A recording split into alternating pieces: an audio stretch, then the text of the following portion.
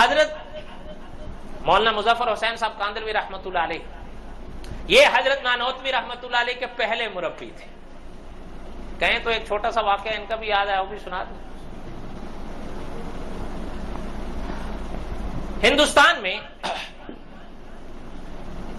تقریباً سن 1840 میں مورخین نے لکھا ہے کہ ایک مسجد شہید ہوئی. قریب حالت اس کی بہت پرانی ہو گئی تھی، اور غالباً مورخین نے لکھا ہے کہ وہ مسجد بھی محمد تغلق کے زمانے کی تھی. بہت پرانی قدیم مسجد تھی، لیکن آبادی اب اس بستی کی سن 1840 میں بڑھ چکی تھی. تو یہ مسجد ویسے بھی وہاں کے نمازیوں کے لیے کافی نہیں تھی، لیکن قریب شہید بھی ہو گئی تھی.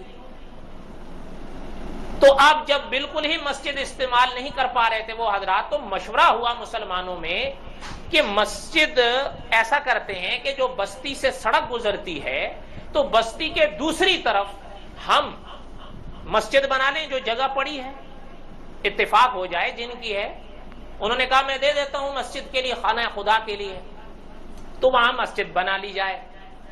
اور یہ بڑے ثواب کا کام ہے اگر اللہ کسی کو توفیق دیں. بلکہ علماء فرماتے ہیں ایک انسان اپنی ضرورت کے لیے گھر بناتا ہے. اب روشن دان ایک انسان اس نیت سے رکھتا ہے کہ ہوا کا جھونکا آئے، اور ایک انسان دوسرا روشن دان اس نیت سے رکھتا ہے کہ یہاں سے آذان کی صدا آئے. علماء فرماتے ہیں پہلے والے کے لیے ثواب کی کوئی امید نہیں، دوسری نے جو یہ نیت کی ہے کہ جب مسجد سے آذان ہوگی اس روشن دان سے مجھے آواز آئے، مجھے تنبیہ ہوگی کہ نماز کا وقت ہو گیا تو میں نماز کے لیے اٹھوں گا. علماء فرماتے ہیں جس نیت سے اس نے یہ روشن دان رکھا، جب تک یہ گھر موجود ہے اب اس کے لیے ثواب موجود ہے. انما الاعمال بالنیات، بخاری شریف کی پہلی حدیث. ہر عمل کا دار و مدار آپ کی نیت پر ہے کہ آپ کیا نیت کرتے ہیں. سمجھ رہے ہیں؟ انہوں نے فرمایا میں دیتا ہوں. اب جب انہوں نے فیصلہ کیا جگہ دینے کے لیے، تو جگہ جب آگے جگہ کو دیکھنا سلسلہ شروع ہوا، بات آگے بڑھنے چلی، تو اس جگہ کے ساتھ آگے کوئی تھوڑی سی جگہ کہ ایسا حصہ تھا تو سنسان پڑا تھا. تو مسلمانوں میں سے بعض نے کہا بھی یہ سنسان پڑا ہے، اس کو بھی مسجد میں شامل کر دو، مسجد بنا لیں تو کسی کے کام کی نہیں ہے، کیا پتا کس کی ہے کیا سلسلہ. جب یہ بات چلی تو ہندو آ گئے. انہوں نے آ کر کہا کہ بھائی وہ جگہ ہماری ہے. آپ حضرات نے کس طرح مسجد کے بارے میں اس کے بارے میں سوچنا شروع کر دیا. مسلمان اڑ گئے. انہوں نے کہا یہ کیا بات کر رہے ہو، آج تک تم. انہوں نے کہا بھائی ہماری جگہ ہے. بات گتھم گتھا تک جا نکلی. مورخین نے لکھا ہے کہ اس وقت تک مغل سلطنت ختم ہو چکی تھی اور برٹش حکومت جاری تھی. اس میں جب یہ مسئلہ انگریز عدالت میں گیا تو جج صاحب نے دونوں کو بلایا، مسلمانوں کو بھی ہندوؤں کو بھی. دونوں کا مقدمہ سنا. جج صاحب نے بڑی عجیب بات کہی. مسلمانوں سے پوچھا کہ اچھا اصول جو رکھا نا انہوں نے، جج صاحب نے تھے تو وہ انگریز جو جج صاحب تھے، لیکن مورخین نے ان کے نقطے کی بہرحال داد دی ہے. اور حضرت امین صاحب رحمۃ اللہ علیہ کے الفاظ خوبی مان لینی چاہیے چاہے غیر میں ہو. جج صاحب نے کہا مسلمانوں سے کہ مسلمانوں کے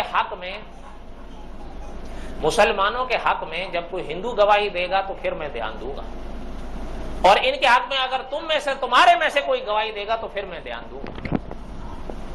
ہندوؤں کے حق کے لیے ہو گئی کس کی گواہی؟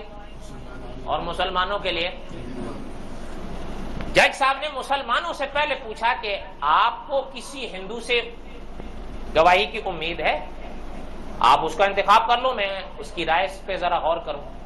تو مسلمانوں نے فوراً کہا کہ بھئی ہمیں کسی ہندو سے یہ امید نہیں ہے کہ وہ کوئی رعایت کرے گا. اچھا جج صاحب نے ہندوؤں سے پوچھا کہ بھئی آپ کو کسی مسلمان سے امید ہے؟ تو ہندوؤں نے کہا کہ بھئی جج صاحب بات یہ ہے، مسئلہ تو ہے مسجد کا. اب یہاں بات چل پڑتی ہے مذہب کی، لیکن مسلمانوں میں ایک عالم ایسے ہیں کہ ہمارا تجربہ ہے کہ جب سے پیدا ہوئے ہیں آج تک جھوٹ نہیں بولا. وہ ایسے محمد الرسول اللہ کے متبع ہیں صلی اللہ علیہ وسلم. اگر آ کر یہ کہہ دیں یہاں پر کہ وہ جگہ ان کی ہے تو ہم اپنا کیس واپس لے لیں. کیا عالم تھے, آپ سوچ سکتے ہیں. ہم نے کبھی دیکھے نہیں ہے نا.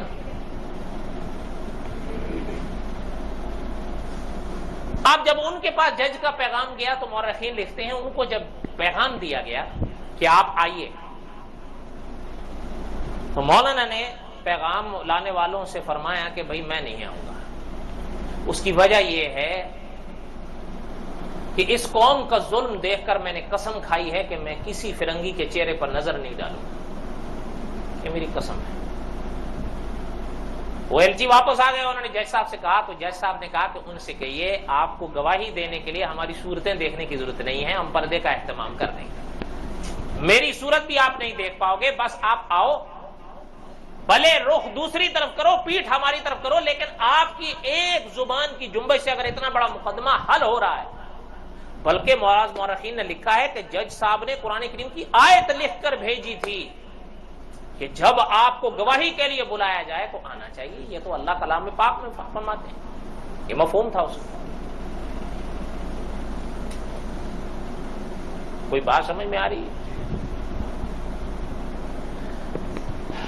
حضرت نے جب سنا اور علماء نے فرمایا, جب حضرت نے یہ آیت پڑھی اور سنی, چونکہ حضرت عالم تھے, تو حضرت نے فرمایا ٹھیک ہے میں آؤں گا.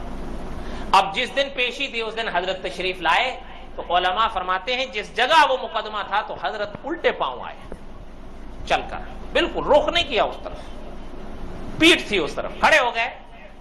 حضرت نے فرمایا جی. اب ساری صورتحال ان کو بتا دی گئی. تو جج صاحب نے کہا کہ مسلمانوں کا تو بہرحال کہنا یہ ہے کہ ان کو ہندوؤں سے تو کوئی امید نہیں, لیکن ہندوؤں نے آپ کا نام لیا ہے کہ اگر فقط آپ یہ کہہ دیں کہ وہ جگہ مسجد کی ہے مندر کی نہیں, تو یہ اپنا مقدمہ واپس لے لیں گے. تو آپ کا کہنا کیا ہے؟ تو بڑے عجیب الفاظ تھے, بڑے عجیب الفاظ تھے ان کے جو مورخین نے لکھے کہ حضرت فرماتے ہیں کہ بھائی سچ یہ ہے جہاں تک آپ مجھ سے پوچھتے ہیں اور جہاں تک میری معلومات ہیں, وہ بہرحال جگہ جو ہے مسجد کی نہیں ہے. مندر کی ہے یا نہیں وہ تو دوسری بات ہے, لیکن مسجد کی نہیں ہے, اتنا میں جانتا ہوں. اب اس فیصلے کے بعد فیصلہ کیا ہوگا؟ کن کے حق میں ہوگا؟ ہمارے حق میں. جج نے فیصلہ, اور حضرت جب باہر نکلے تو مورخین نے لکھا ہے کئی لوگوں نے ان کو تانے دیے, بلکہ بعض علماء نے تو یہاں تک فرمایا کہ ایک نے تو یہاں تک کہہ دیا کہ مال لے لیے تھے. حضرت کچھ نہیں بولے, چلے گئے. لیکن آگے مورخین لکھتے ہیں کہ حضرت کی اس ایک سچ کی برکت کہ ایک نہیں سینکڑوں ہندو کلمہ پڑھ لیا. انہوں نے کہا جب ہم ہی مسلمان ہو گئے ہیں تو اب یہ جگہ پھر مندر کی کیسے ہو سکتی ہے؟ تو بات ہی ختم. ان کا نام تھا مولانا محمود. کیا نام تھا؟ مولانا محمود. کیا نام تھا؟ اور یہ مولانا محمود رحمت اللہ علیہ جو تھے, یہ مولانا مظفر حسین کاندلوی کے والد تھے, یعنی مولانا قاسم نانوتوی رحمت اللہ علیہ کے دادا استاد صاحب. نہیں سمجھ آئی؟ نہیں, آپ کے چہروں کے تاثرات بتا رہے ہیں کہ بات سمجھ میں نہیں آئی. مولانا محمود وہ ہیں جو مولانا مظفر حسین کاندلوی رحمت اللہ علیہ کے والد تھے, اور مولانا محمد مظفر حسین رحمت اللہ علیہ حضرت قاسم نانوتوی کے استاد.